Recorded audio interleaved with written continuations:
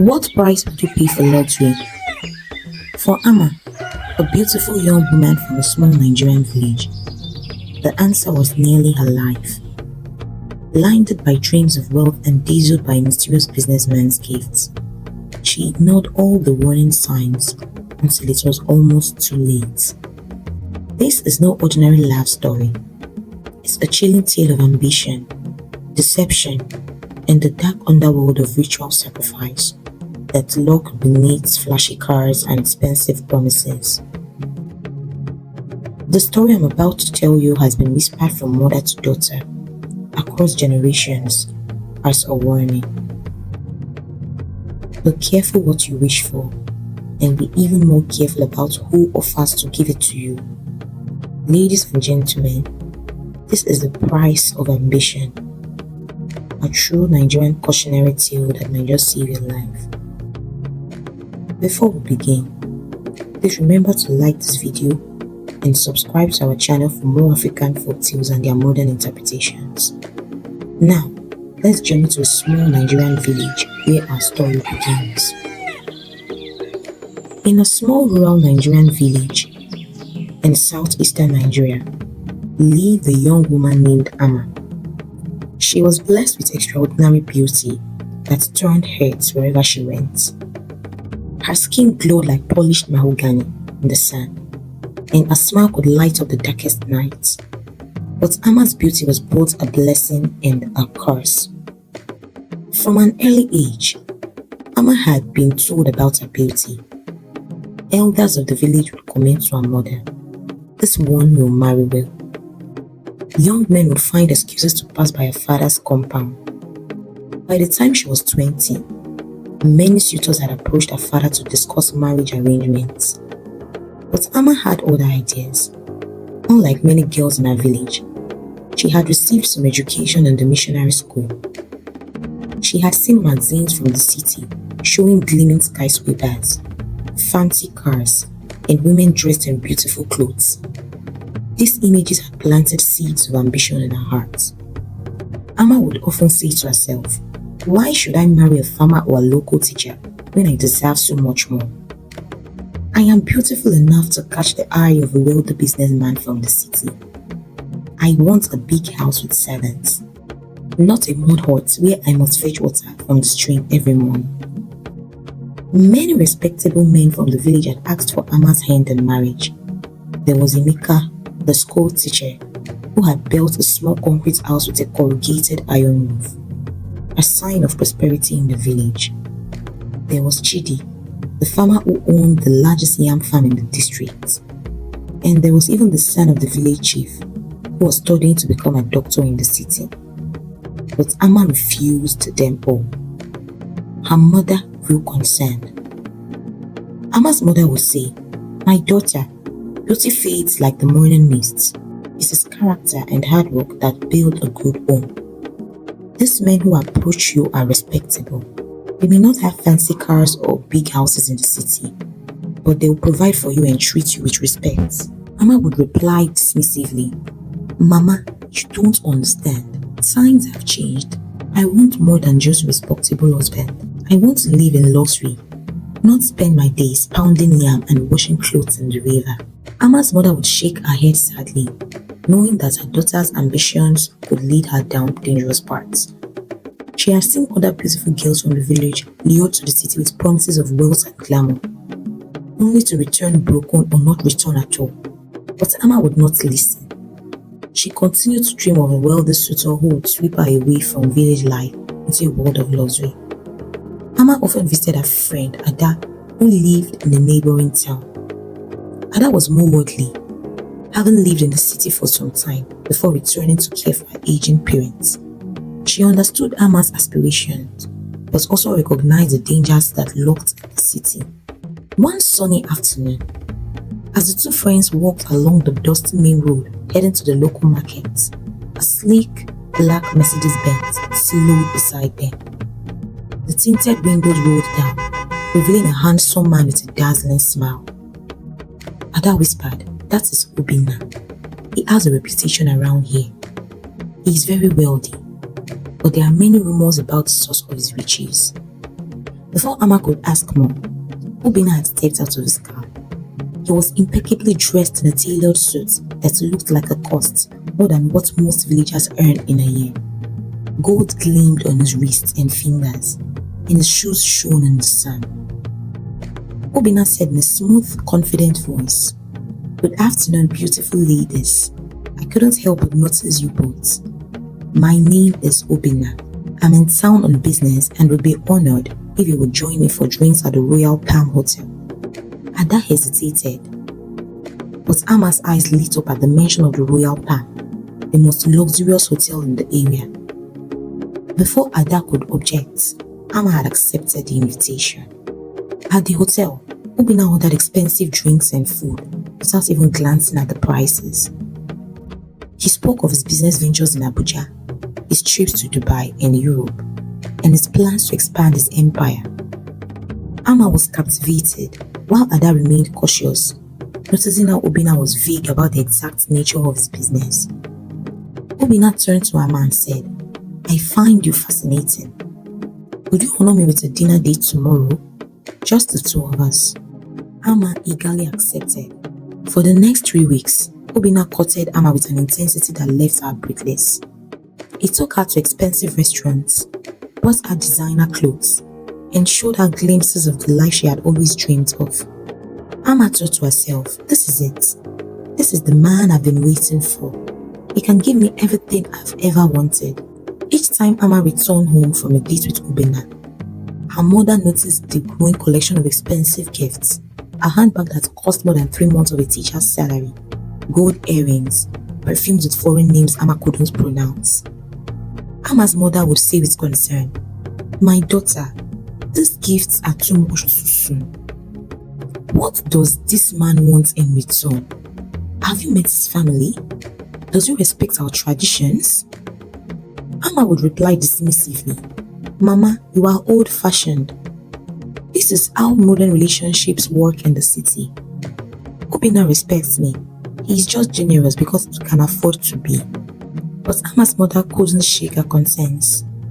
In their village, proper courtship involved family meetings, background checks, and gradual gift-giving that symbolized respect and serious intentions. Obinna's lavish spending without meeting Amma's family were against everything. 3 weeks into their whirlwind romance, Obinna invited Amma to accompany him on a business trip to Abuja, the capital city. Obinna said charmingly, "My dear Amma, I have to go to Abuja for some important meetings. I can't bear the thought of being away from you for even a few days. Come with me. I'll show you the city life you've always dreamed of." Amma was thrilled. This was a chance to finally see the big city, to experience luxury beyond what their local area could offer. She ran home to tell her mother the news. Amma exclaimed, "Mama, Obinna has invited me to Abuja. We'll leave in 2 days." Amma's mother replied with alarm, "Abuja? With a man you've known for only 3 weeks? Absolutely not. This is dangerous, Amma. You know nothing about this man." Amma said defiantly, "I'm 22 years old, Mama. I'm not a child. Obinna is a respectable businessman. Everyone knows him." Her mother replied firmly, "Knowing of someone is not the same as knowing them. Has he brought his people to meet us? Have we met his family? Do we know where he comes from? These are important questions, my daughter." They argued for hours. Amma's mother even called her brother, Amma's uncle, to try to talk sense into her. But Amma was determined. She saw this trip as a gateway to the life she had always wanted. Eventually, seeing that Amma would not be swayed, her mother reluctantly gave in, but with conditions. Amma's mother said with resignation but sternness, "You will call me as soon as you arrive in Abuja. You will give me the address and phone number of where you are staying, and you will call every day to let me know you are safe." Amma replied impatiently, "Yes, Mama, I will. But please don't worry so much. Obinna is a gentleman." As Amma packed her bags, her mother sat in the corner of their small home, her heart heavy with foreboding. She knew the stories of young beautiful girls who disappeared after meeting wealthy men with mysterious sources of income. But Amma was blinded by the promise of luxury and refused to see the warning signs. Amma's mother prayed quietly, "Chukwu, please protect my daughter. Open her eyes to see danger before it is too late." The day of departure arrived. Obinna pulled up in front of Amma's family compound in his gleaming Mercedes. Neighbors peeked from behind curtains and fences, some with envy, others with concern. Amma stepped out of her house wearing her finest dress, a small suitcase in hand. Her mother stood in the doorway, fear etched across her face. She approached Obinna's car cautiously. Amma's mother said to Obinna firmly, "Young man, I am entrusting you with my daughter. In our culture, this is a serious responsibility. We must ensure her safety and honor." Obinna replied smoothly, "Ma, I assure you, Amma will be treated with the utmost respect. We'll be staying at the Continental Hotel in Abuja. Here is my card with all my contacts. I will make sure she calls you as soon as we arrive." Something about his smile didn't reach his eyes, but Amma was too excited to notice. She hugged her mother goodbye, promising to call soon, and got into the car. As they drove away, Amma waved excitedly out the window. Her mother waved back, blinking back tears and silently praying for her daughter's safety. The first few hours of the journey were pleasant. Obinna played soft music and told Amma stories about his childhood and his rise to success. But as they drove further from familiar territory, Amma began to feel uneasy. They had been driving for hours, passing through villages and forests that seemed increasingly remote. Amma asked with concern, "Obinna, how much longer until we reach Abuja?" "I thought it was only a few hours drive." Obinna replied reassuringly, "Not much longer, my dear. I'm taking a shortcut. I know, it saves us from the terrible traffic on the main highway." But as the hours passed and the roads became increasingly deserted, Amma's unease grew into anxiety. The lush, populated areas had given way to sparse vegetation and dusty roads with no signs of habitation. She checked her phone. No signal. Amma said anxiously, "Obinna, this doesn't seem right. Where are we?" "I promised my mother I would call her when we arrived in Abuja."